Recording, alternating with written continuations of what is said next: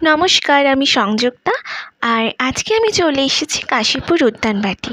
তাই যারা যারা 1 জানুয়ারিতে কল্পতরু উৎসবের দিন আসবেন বলে ভাবছেন বা বছরের যে কোনো সময় কিভাবে আসবেন এই ভিডিওতে সেটাই দেখে নিন। অটো থেকে নেমেই যদি মিষ্টি দিয়ে পুজো দিতে চান, সামনেই দোকান রয়েছে। এখানে প্রবেশ করতে কোনো এন্ট্রি ফিস লাগে না, প্রবেশ অবাধ। এবার রুটটা বলে দিই, আপনারা যারা শ্যামবাজারের দিক দিয়ে আসছেন অথবা ডানলপ দক্ষিণেশ্বরের দিক দিয়ে আসছেন, আপনারা বাসে নেমে চিড়িয়ামোড় নামবেন দমদমে। এবার ওখান থেকে যে কোনো অটোতে করেই চলে আসবেন কাশীপুর উদ্যানবাটি, 10 টাকা ভাড়া। এই হচ্ছে ঢোকার গেট, আপনারা দেখতেই পাচ্ছেন। ঠাকুর শ্রী রামকৃষ্ণ এখানেই তার শেষ কটা দিন জীবনের কাটিয়েছিলেন। আপনারা যারা 1 জানুয়ারি কল্পতরু উৎসবের দিন আসবেন বলে ভাবছেন, এই হচ্ছে সময়সূচি। সেদিন কি কি অনুষ্ঠান হবে, কি কোন কোন সময়, সব কিছু দেওয়া রইল। আমি এখানে তুলেছি, আপনারা একটু ভিডিওটা পজ করে দেখে নিতে পারেন। সমস্ত রকম অনুষ্ঠান সূচি রয়েছে। ঢুকে সামনেই পড়বে অনুসন্ধান কেন্দ্র। এখানে আপনারা কোনো কিছু জানার থাকলে তথ্য অনুসন্ধান করতে পারবেন। এই যে কেন্দ্রটি দেখছেন, এখানে আপনার স্বামী বিবেকানন্দ, ঠাকুর রামকৃষ্ণদেবের ফটো সামগ্রীও আপনারা কিনতে পারবেন। অথবা যদি রামকৃষ্ণ পল্লীমঙ্গলের তৈরি জ্যাম, জেলি, আচার, ওনাদের ধূপকাঠি, এগুলো এখান থেকে বিক্রয় করা হয়। পাশেই এখানে অফিস, কাশীপুর উদ্যানবাটির মেন অফিস। এখান থেকে আপনারা চাইলে পরবর্তীকালে দীক্ষাও নিতে পারেন। আর একটুখানি এগোতেই পার্কিংয়ের সুব্যবস্থা রয়েছে। আপনারা যারা প্রাইভেট কার নিয়ে আসছেন, তাহলে আপনারা অবশ্যই এখানে পার্কিং করে রাখতে পারবেন আপনাদের গাড়ি। আপনাদেরকে আমি একবার ঘুরিয়ে দেখিয়ে দিচ্ছি ব্যাক সাইডটা, যেখান দিয়ে আমরা ঢুকলাম পেছনে। এইভাবে আমরা ঢুকে সামনের দিকে এগিয়েছি। এই হলো কল্পতরুর লীলাস্থল। এখানেই কল্পতরু উৎসব পালিত হয়, যা সূচনা হয়েছিল 1986 সালের 1 জানুয়ারি। এর পেছনেও রয়েছে ঘটনা।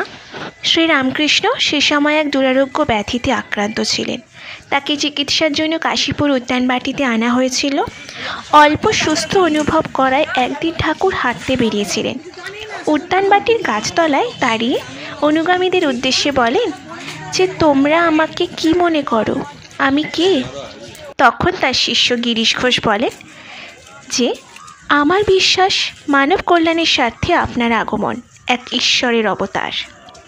তখন ঠাকুর উত্তরে বললেন, তোমাদের চৈতন্য হোক।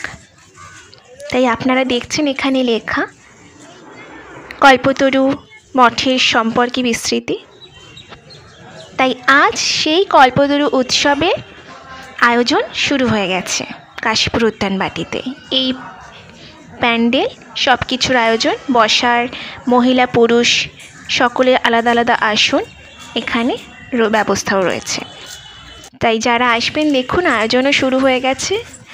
আর কাশীপুর উদ্যানবাটির এখানে আমরা দেখতে পাচ্ছি তার ঘটনাক্রম, কিভাবে কি ঠাকুরের কথা, তাদের শিষ্যদের সমগ্র কার্যকলাপ এখানে বর্ণনা রয়েছে।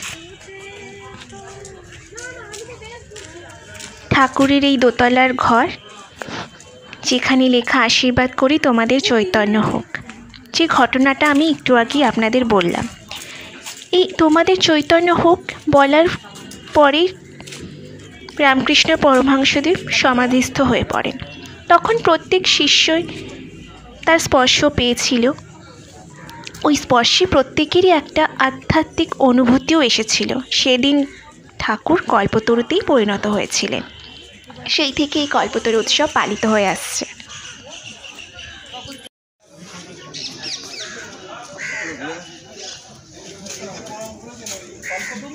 এই পথে সিঁড়ি দিয়ে উঠে ঠাকুরের ঘরে প্রবেশ করতে হবে আমাদেরকে। আপনারা ফোন বন্ধই রাখবেন প্রবেশের সময়, ফোনের ছবি তোলা নিষিদ্ধ। আর ঢোকার আগে অবশ্যই আপনারা একবার এটাও পড়ে নিতে পারবেন যে কি নিয়মাবলী, অনুষ্ঠান সূচি। আর হ্যাঁ, সেদিনকে 5 জানুয়ারি একটা অনুষ্ঠানও আছে। জুতো খুলে অবশ্যই ঢুকবেন, জুতো রাখার ব্যবস্থাও রয়েছে। এই জায়গাতেই আপনারা জুতো রাখবেন, কোনো পয়সা নেওয়া হয় না এর জন্য।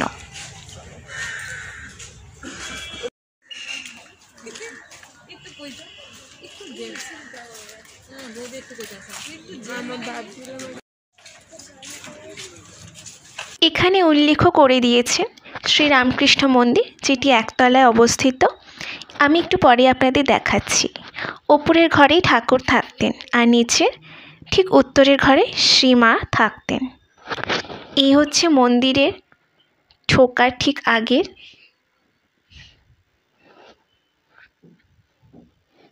এখান দিয়ে মন্দিরে প্রবেশ করতে হয় একতলায়।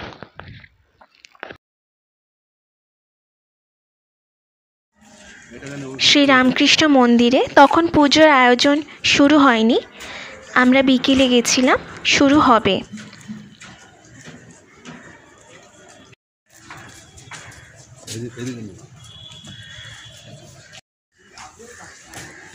তার ঠিক উল্টো দিকেই রয়েছে লাইব্রেরি। আপনাদের যদি ঠাকুর স্বামী বিবেকানন্দ মায়ের সম্পর্কিত কোনো বই নিতে হয়, আপনারা এখান থেকে সংগ্রহ করতে পারেন। পাশেই রান্নাবাড়ি, যেখানে মা ঠাকুরের জন্যে রান্না করতেন, তার প্রিয় পছন্দের।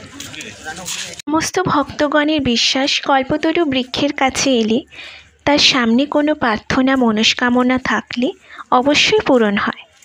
তাই আপনাদের যদি এই ভিডিওর মাধ্যমে কোনো মনস্কামনা বা ইচ্ছে থাকে, অবশ্যই প্রার্থনা করে নিতে পারেন। তাই 1 জানুয়ারি কল্পতরু উৎসবের দিন কে কে আসছেন, অবশ্যই কমেন্টে আমাকে জানাবেন।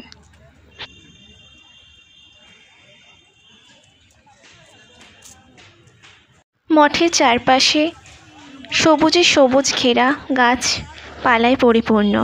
বিভিন্ন রকমের ফলের গাছ, ফুলের গাছ, বিভিন্ন রকমের আপনারা দেখতে পাবেন। এলে মনও ভরে যাবে। এমন এক পরিবেশ যা শান্তি নিয়ে আসে মনে।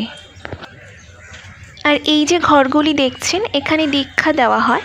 আপনারা যদি দীক্ষা নিতে চান, আপনারা এখানে এই ঘরগুলিতেই আপনাদেরকে দীক্ষা দেওয়া হবে। অনেককে সেদিনকে দীক্ষাও দেওয়া হচ্ছিল।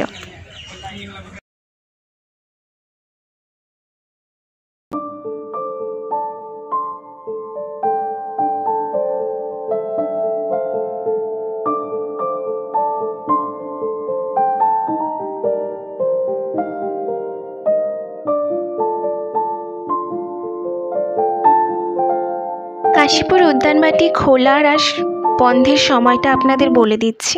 সকালে এলে 9টা সাড়ে 9টার মধ্যেই আসবেন, আর 11টা সাড়ে 11টার মধ্যে বন্ধ হয়ে যায়। আর বিকেল হলে সেটা 4টে থেকে সন্ধ্যে 6টার মধ্যে খোলা থাকে। দেখুন বাঁশ দিয়ে প্যান্ডেল সব কিছু তৈরি করার প্রস্তুতি চলছে। এই ছিল আজকের আমার ছোট্ট ভিডিও, আপনাদেরকে এই ইনফরমেশনটা দেওয়ার জন্য। তাই ভিডিও শেষ করছি। কেমন লাগলো অবশ্যই কমেন্ট করে জানাবেন। আর আপনারা কারা কারা আসছেন কল্পতরু উৎসবের দিন, কমেন্টে লিখবেন।